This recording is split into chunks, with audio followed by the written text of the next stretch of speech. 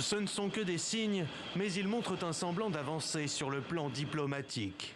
Contrairement à la précédente médiation ouest-africaine début août, les émissaires de la CEDEAO, emmenés par l'ancien président nigérian Abdul Salami Abubakar, ont pu échanger en personne avec le nouvel homme fort du pays, le général Abdourahmane Chani. La discussion a-t-elle porté ses fruits? En tout cas, quelques heures plus tard, à la télévision nationale, le chef des putschistes a esquissé un premier calendrier pour la transition. Il assure qu'elle ne saurait aller au-delà de 3 ans. En somme, ni le Conseil national pour la sauvegarde de la patrie, ni le peuple nigérien ne veulent d'une guerre et demeurent ouverts au dialogue.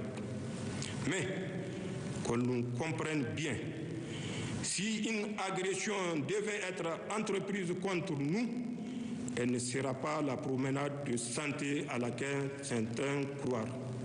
Réponse directe aux déclarations la veille à Accra des chefs d'état-major des armées ouest-africaines qui se sont dit prêts pour une intervention militaire.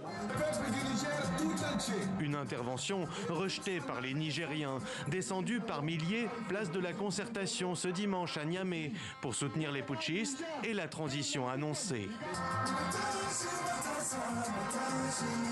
Devant cet artiste grimé en militaire du nouveau régime et entre quelques drapeaux de la Russie, les manifestants brandissaient de nombreux slogans hostiles à la CEDEAO ou encore à la France.